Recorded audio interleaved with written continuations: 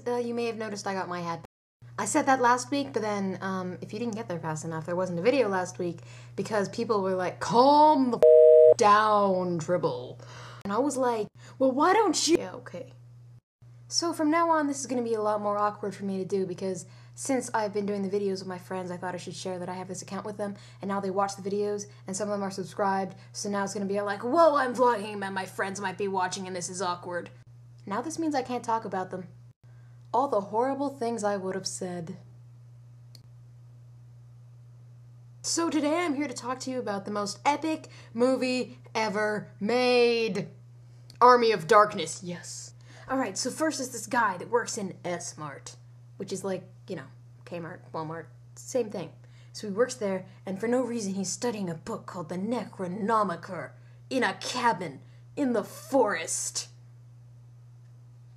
And randomly demons come from nowhere and start attacking him, and then they taint his hand, and then he cuts it off with a chainsaw that's conveniently placed right beside him and there is no blood, and then he attaches the chainsaw to his stump, and then gets pulled into a portal, and then wakes up in the 1300s. You know what? This movie has to be seen to be believed. Alright, so as I said, he chops off his hand. Notice the distinct lack of blood and the ridiculous expression on his face. But that didn't stop it. It came back. Big time.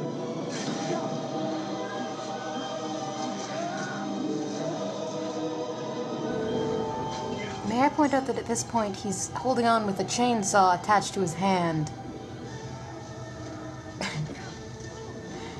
It's pretty beautiful. Look at, alright, there he goes, flailing the chainsaw. Holding on with the, oh, there he goes.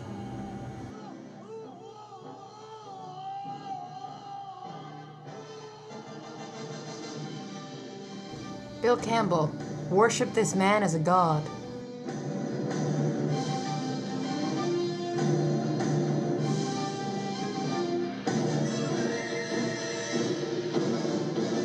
So our hero ends up in the 1300s and gets captured, and they're going to put him in a pit.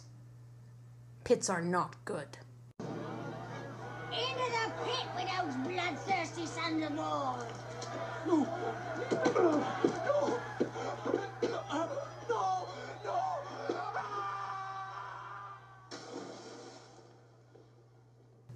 Dramatic pause. Wait for it. Wait. Wait for it. Wait for it. Wait.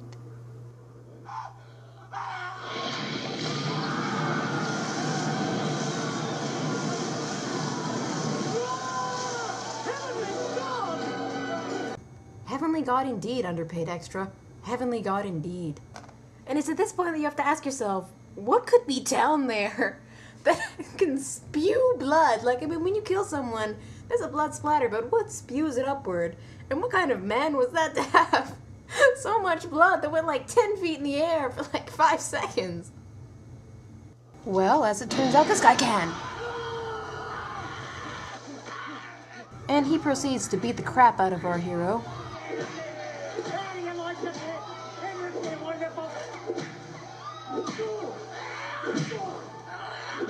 Cartoony wind-up punch.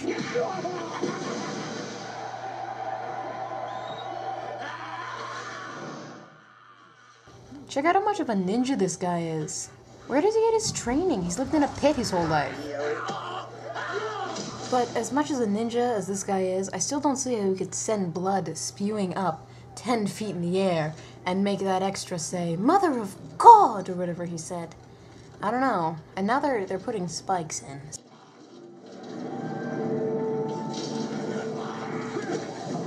Things are looking grim for our hero, aren't they? Wait a second, is that old man holding a baby?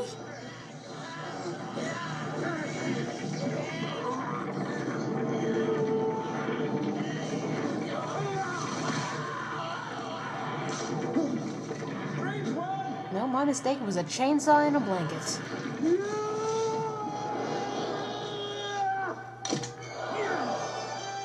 That is guaranteed the most epic thing you have ever seen and ever will see. He just attached a chainsaw to a stump on his hand and turned it on. And is about to rip a ninja to shreds with it. Yeah.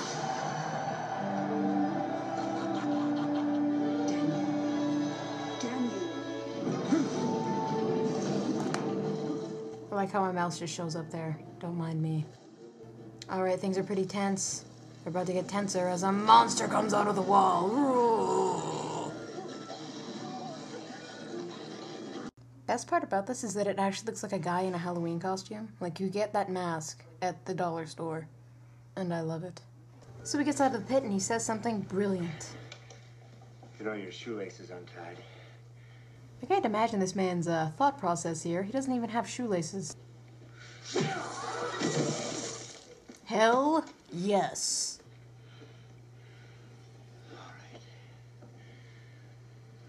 Who wants some? Who's next? Huh? How about it? That's right. Show off that you're the protagonist by beating on random Who people. wants to have a little?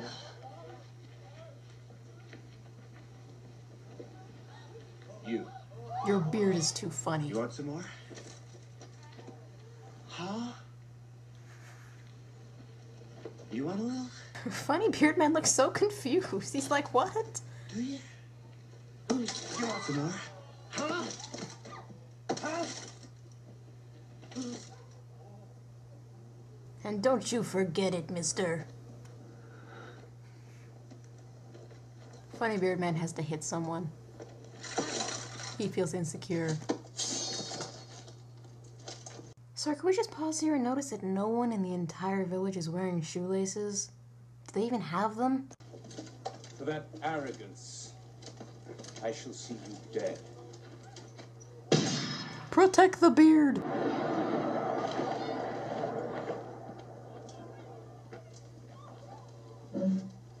Yeah. All right, you primitive screwheads, listen up. See this? This is my boomstick.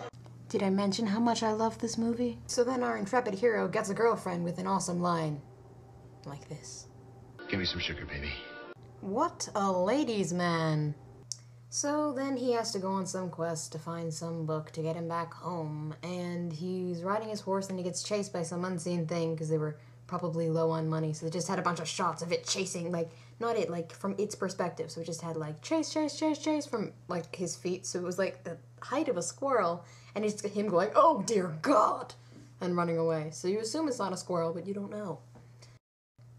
And he ends up in a windmill where he smashes a mirror, and the pieces of the mirror come from there, little hymns come out of it.